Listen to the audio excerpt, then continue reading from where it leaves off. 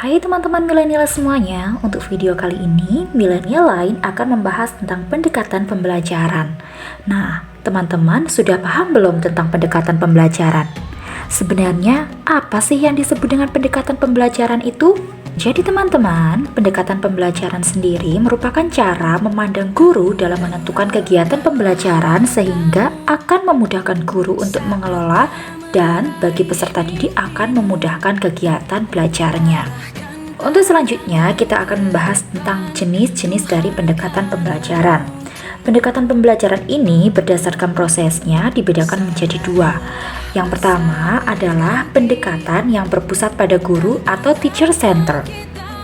Nah, di dalam pendekatan yang berpusat pada guru ini, berarti di sini guru adalah sebagai pemegang kontrol selama proses pembelajaran, baik aspek organisasi, materi, maupun waktu. Guru di sini bertindak sebagai pakar yang mengutarakan pengalamannya sehingga dapat menstimulus perkembangan siswa. Untuk yang kedua adalah yang berpusat pada siswa atau disebut dengan student center. Di dalam pendekatan ini lebih berpusat pada kebutuhan minat, bakat, dan kemampuan siswa, sehingga pembelajaran akan menjadi lebih bermakna. Peran guru di dalam pembelajaran berpusat pada siswa ini adalah sebagai fasilitator, yang artinya guru memfasilitasi proses pembelajaran di kelas. Kita lanjutkan pada fungsi pendekatan pembelajaran. Penting bagi seorang guru untuk memilih atau menentukan pendekatan pembelajaran yang akan digunakan. Hal ini mengingat banyak sekali fungsi dari pendekatan bagi suatu pembelajaran. Berikut ini adalah beberapa fungsi pendekatan bagi suatu pembelajaran. 1. Sebagai pedoman dalam menyusun langkah-langkah metode pembelajaran yang akan digunakan. Jadi teman-teman, sebelum teman-teman menentukan metode pembelajaran yang akan digunakan, alangkah baiknya kita menentukan terlebih dahulu pendekatan pembelajaran yang digunakan. Sehingga antara pendekatan pembelajaran dengan metode pembelajaran yang digunakan menjadi sinkron. Kemudian yang kedua adalah memberikan garis-garis rujukan untuk perancangan pembelajaran. Yang ketiga, menilai hasil-hasil pembelajaran yang telah dicapai. Yang keempat, mendiagnosis masalah-masalah belajar yang timbul. Yang kelima, menilai hasil penelitian dan pengembangan yang telah dilaksanakan. Kita lanjutkan pada pendekatan-pendekatan dalam pembelajaran. Teman-teman, ada banyak sekali macam-macam pendekatan pembelajaran yang dapat diterapkan guru di dalam kelas. Kita bahas satu persatu beserta karakteristiknya ya teman-teman, agar kita lebih memahami dan dapat membedakan antara satu pendekatan dengan pendekatan yang lain. Pendekatan yang pertama adalah pendekatan kontekstual atau disebut juga dengan CTL atau Contextual Teaching Learning. Nah, pendekatan ini dilatar belakangi bahwa siswa akan belajar lebih bermakna dengan melalui kegiatan mengalami sendiri dalam lingkungan alamiahnya. Artinya, pendekatan ini mengaitkan materi pembelajaran dengan situasi dunia nyata siswa itu sendiri. Harapannya, melalui pendekatan ini, hasil belajar siswa itu akan lebih bermakna karena siswa dapat mengaplikasikan hasil belajarannya dalam kehidupan mereka dalam jangka panjang. Ciri-ciri dari pendekatan CTL atau kontekstual yang pertama adalah membangun hubungan yang menemukan makna atau disebut dengan relating. Yang kedua, melakukan sesuatu yang bermakna atau experiencing. Yang ketiga, belajar secara mandiri. Yang keempat, kolaborasi. Yang kelima, berpikir kritis dan kreatif atau applying. Yang keenam, menggambarkan potensi individu atau transferring. Yang ketujuh, standar pencapaian yang tinggi. Dan yang kedelapan adalah asesmen yang autentik. Kedua adalah pendekatan ekspositori, merupakan pendekatan yang menekankan pada penyampaian informasi yang disampaikan sumber belajar kepada peserta pembelajaran. Di sini peserta pembelajaran boleh peserta didik, boleh mahasiswa, ataupun yang lainnya ya teman-teman. Pendekatan ekspositori ini lebih cocok untuk jenis bahan belajar yang bersifat informatif atau umum.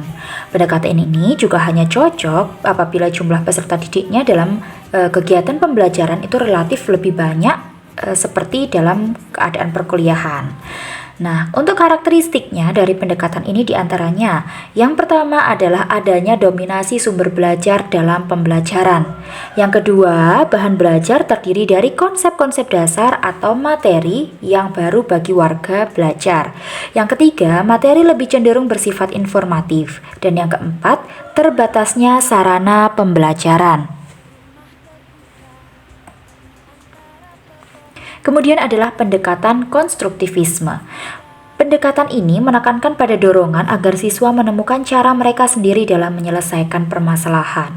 Dalam pendekatan ini, guru itu tidak mengajarkan kepada siswa bagaimana menyelesaikan persoalan, namun siswa sendirilah yang didorong untuk menyelesaikan permasalahan tersebut. Dalam pendekatan ini lebih mengutamakan perkembangan kritis siswa dalam menyikapi berbagai opsi jawaban yang ada. Siswa diperdayakan oleh pengetahuannya yang berada dalam dirinya sendiri dan saling berbagi strategi dan penyelesaian dengan sesama siswa yang disupervisi oleh guru. Jadi di sini tetap ada pengawasan guru ya teman-teman dalam pendekatan konstruktivisme ini. Oke, selanjutnya adalah pendekatan deduktif. Merupakan pendekatan yang berpangkal dari hal-hal yang bersifat umum lalu diarahkan pada hal-hal yang bersifat khusus dengan cara menarik kesimpulan. Karakteristiknya, yang pertama adalah pembelajaran menekankan pada transfer informasi yang diberikan guru kepada siswa berupa pemaparan abstrak, definisi, dan penjelasan istilah-istilah yang diberikan secara umum. Yang kedua, dilandasi pemikiran bahwa proses pembelajaran akan berjalan dengan baik jika siswa telah mengetahui persoalan dan konsep dasar dari suatu materi pembelajaran. Yang ketiga, menjelaskan hal-hal yang bersifat umum ke hal-hal yang bersifat khusus. Yang keempat, lebih menekankan ingatan siswa dan siswa bersifat pasif dalam kegiatan pembelajaran. Guru berperan lebih banyak dalam kegiatan pembelajaran pada pendekatan ini. Jadi di sini bisa ditekankan ya teman-teman bahwa guru akan lebih aktif daripada peserta didik. Selanjutnya kita bahas tentang pendekatan induktif. Nah, merupakan pendekatan pembelajaran yang bermula dari penyajian sejumlah keadaan khusus kemudian dapat disimpulkan menjadi sesuatu fakta, prinsip atau aturan. Artinya dalam hal ini pendekatan induktif lebih membangun pada konsep generalisasi atau dari khusus ke umum.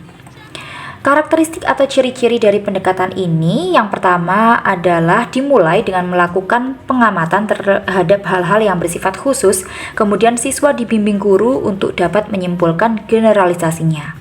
Yang kedua, kegiatan utama siswa adalah mengamati, menyelidiki, memeriksa, memikirkan, dan menganalisis berdasarkan kemampuan masing-masing hal yang bersifat khusus dan membangun konsep atau generalisasi atau sifat-sifat umum berdasarkan hal-hal khusus tersebut. Kemudian yang keempat adalah memiliki semangat untuk menemukan. Nah, di sini adanya kesadaran akan hakikat pengetahuan dan mampu berpikir logis menyebabkan mereka atau peserta didik ini memiliki semangat untuk menemukan. Yang kelima adalah menemukan dan memahami rumus atau teori tersebut membutuhkan waktu yang tidak singkat. Jadi waktunya relatif lebih lama ya teman-teman. Dan yang terakhir adalah pendekatan saintifik. Teman-teman, pendekatan saintifik ini merupakan pendekatan yang bisa dikatakan paling terkenal pada kurikulum 2013 atau Kortilas. Apa sih sebenarnya pendekatan saintifik ini?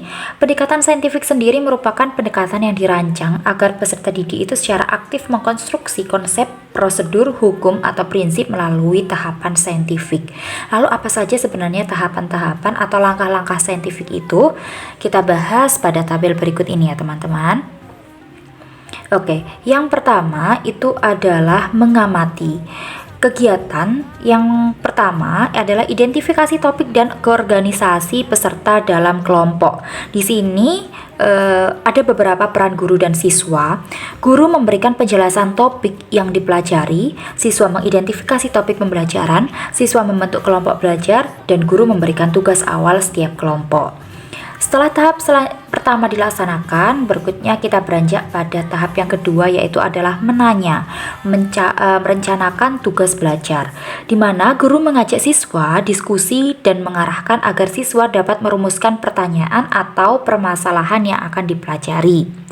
Yang ketiga adalah mencoba melakukan penyelidikan, di mana guru memberikan lembar kegiatan, guru memberikan arahan keberhasilan kegiatan, siswa praktik menyiapkan alat dan bahan praktik, dan siswa melakukan praktik dan pencatatan hasil. Kemudian yang keempat adalah menalar, yaitu menyiapkan laporan. Yang pertama, siswa membahas hasil praktik dalam kelompok, guru dapat melakukan investigasi dalam diskusi, dan siswa menyusun laporan sementara. Yang terakhir adalah mengkomunikasikan. Langkah mengkomunikasikan ini bisa dalam bentuk presentasi laporan akhir, di mana siswa melakukan presentasi hasil kerja kelompok dan melalui fasilitasi guru menyimpulkan hasil kegiatan. Dan guru memberikan penugasan kelompok di rumah.